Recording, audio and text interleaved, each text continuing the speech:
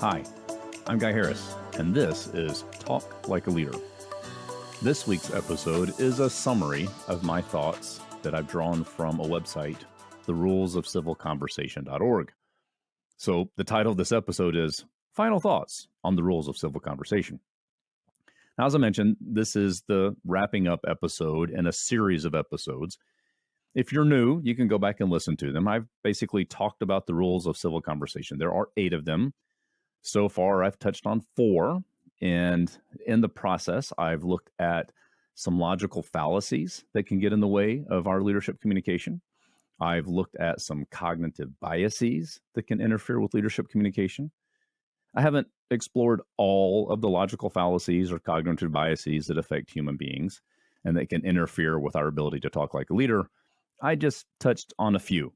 So I would encourage you to go check out the rest of the logical fallacies and cognitive biases that you can find at the websites yourfallacy.is and yourbias.is. Those are companion websites to the rules of civilconversation.org. All 3 of them have some really great information that can inform us as leaders, as people attempting to be more clear and effective communicators. They can inform us on things that get in our way. And my hope is that by sharing this information, it will cause you, much like it has caused me, to consider how these rules of communication affect me, how I may have violated these rules in the past and sometimes in the recent past, how the logical fallacies creep into my thinking and can affect the way I communicate with people, and how some of these biases have interfered with my ability to communicate effectively. This is, in many respects, a self-evaluation effort more than it is a labeling of other people effort. It's just a thing I have found that's not terribly effective to tell other people what their logical fallacies are or what their biases are. It can be very helpful to evaluate my own logical fallacies or biases. And I'm actually hoping to invite you into the self-reflection journey, the self-evaluation, that can help you be more clear and more conscious of the ways that these might affect the way you communicate, so that you can then guard yourself against them, take some proactive and intentional effort to get past the fallacies, get beyond the biases, and see things in a clearer, more objective light as you interact with others. And the challenge that I face, I think probably you face too, is that I'm a human being and I'm affected by these fallacies and biases. And sometimes despite my best effort, it's often in retrospect that I realize that I've made a mistake. And I think one of the hallmarks of leadership communication is being honest with yourself and evaluating yourself to see where you've made a mistake and how you can do better in the future. Hopefully, by practicing self-evaluation and reflecting on maybe what you've done wrong in the past, you can find strategies that will help you do better in the future. I've shared a few strategies that have been helpful to me, and maybe you found some that are helpful to you. If you have, please let me know. Put it in the comment section at our website, talklikealeaderpodcast.com. I'd love to hear what kind of strategies you've come up with that help you get past these blinders that get on our way to effective communication. So as I get to my final thoughts, I thought it might be a good idea to summarize the 8 rules and then wrap up this series with a few closing ideas. And what I'm going to do is I'm going to basically read these ideas to you. So as you see my eyes dart away from the camera, it's because I'm reading the rules to make sure that I read them properly and I don't mess them up in my effort to try to memorize them. So the rules of civil conversation, like I said, there are 8 of them. The first 4 I've already talked about. The first rule of civil conversation: I will try to reach a shared understanding rather than win the argument. And I have an episode specifically about that idea. And the idea there is the goal of civil conversation is to understand each other, not necessarily to win the conversation or the argument. The second rule of civil conversation: I will clarify with others to make sure I genuinely understand their perspective. That's tied very closely to the shared understanding idea, in that I need to work to understand others more than I need to try to persuade them to my perspective. Doesn't mean I don't have ideas to share. Doesn't mean you don't have ideas to share.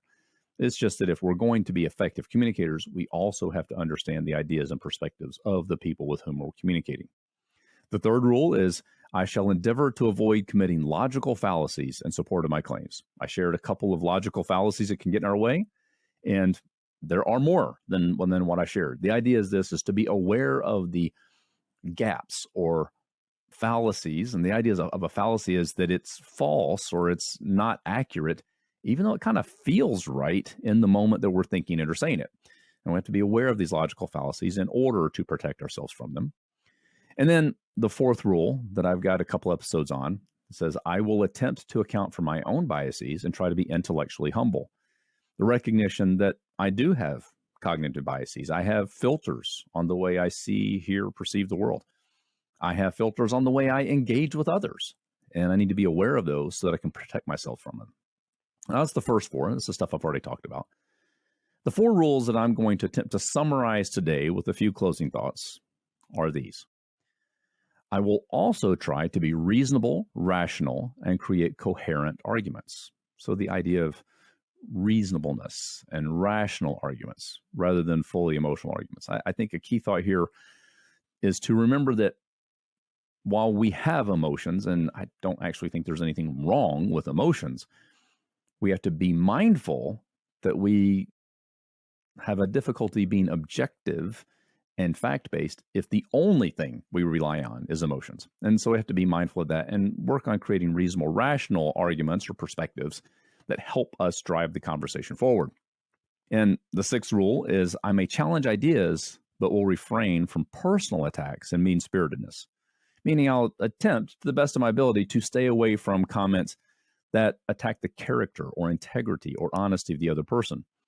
I want to keep the argument focused or the discussion focused on the issue we're trying to solve or address, the problem we're trying to fix, rather than the person involved in the conversation.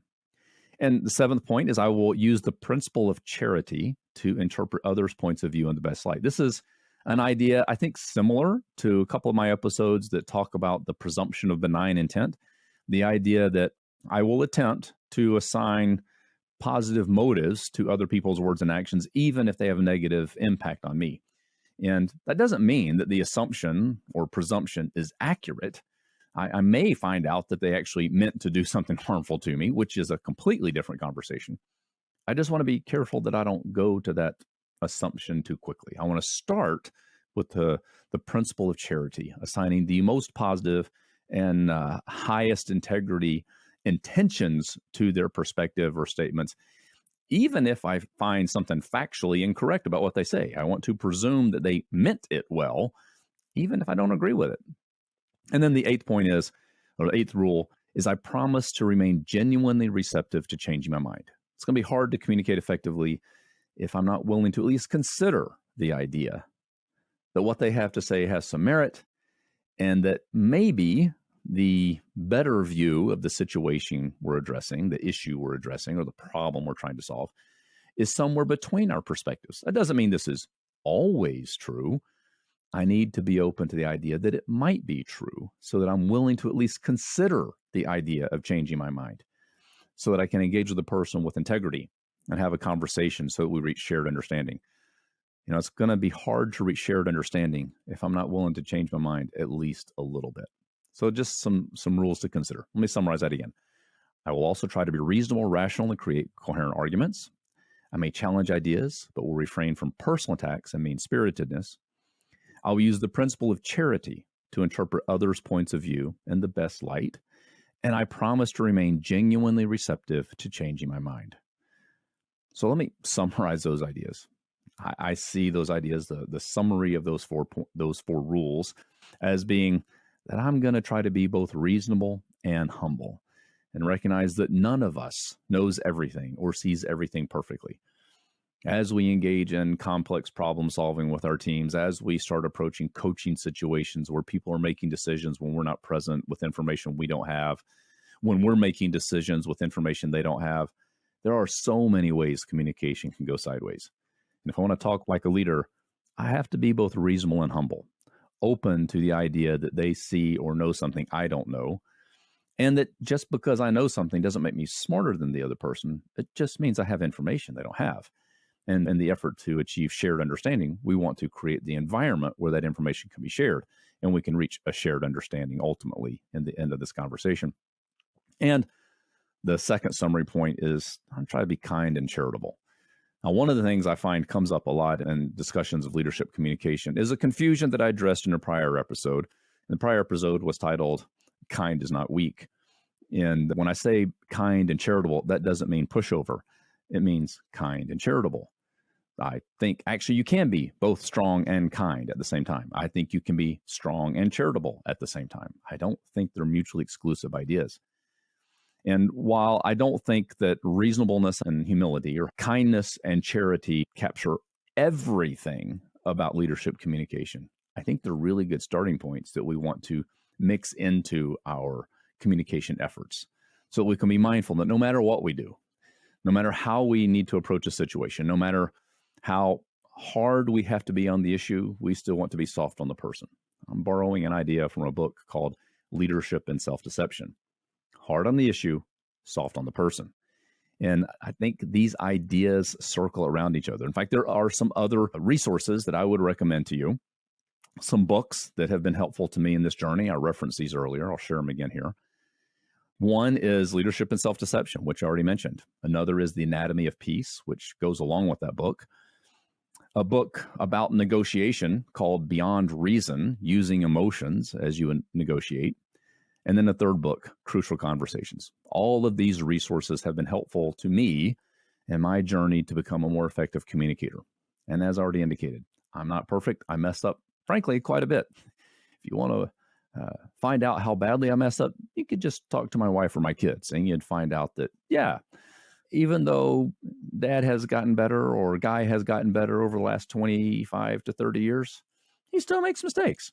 And I suspect you probably will too, but we're all human. So that's part of the journey to get better in communication. Now, another tool, I should say, that has also helped me a great deal.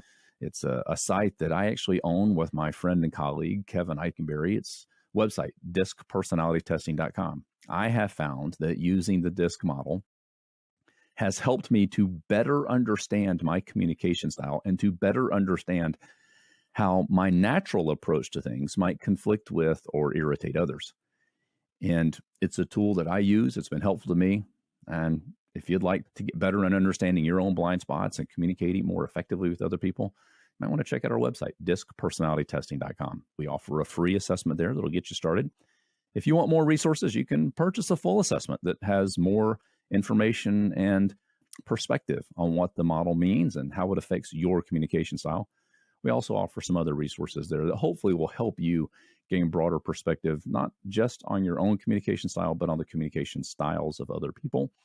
And you can find ways to navigate those differences more successfully. And so, closing thoughts for today.